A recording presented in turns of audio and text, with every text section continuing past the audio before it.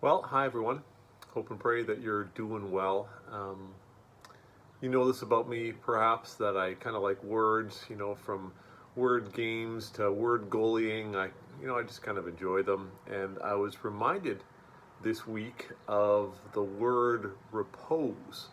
It's a word I first remember hearing from my Calvin Seminary professor, Dr. Cornelius Plantinga.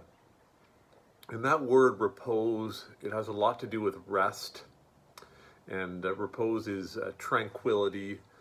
And repose is knowing that in our inactivity, God remains active and in charge as God always has been.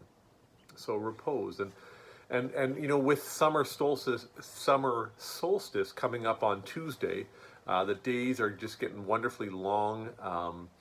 The playground, I drive by at like 10 o'clock at night here, and sometimes there's still people playing on the playground.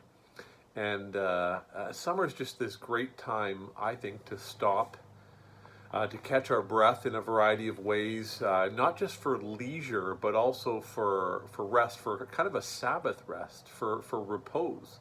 And I find there's a definition by Mark Buchanan that he writes about Sabbath. He says, I think it's quite simple and quite profound. He says, Sabbath is imitating God in order to remember that we're not God, and that God was the first Sabbath keeper, and he was the first to kind of step back from his work and to simply relish in it without making more or brooding over it. And God invites us to do something similar. I really do hope that you find some time this summer. You'll experience some time at the lake, right? The sand in your toes and playing in or on the water. I hope you experience that. Or I hope you experience this summer the joy of family and friends. That you maybe stay up a little bit too late or sleep in a little bit extra. That you have to set your alarm maybe to go fishing or on some adventure. Or I hope also this summer that you get time away from your regular work and routine and enjoy a hobby or a sport or a new city or some downtime. But more, I think, than anything else, I really hope that you experience repose. I hope that you experience that in being unplugged, you can be plugged back into God again. I hope that you experience being still so that you will know that He is God. I hope that you will experience rest so that you will know the one who is always awake and who is always attentive to us in the world.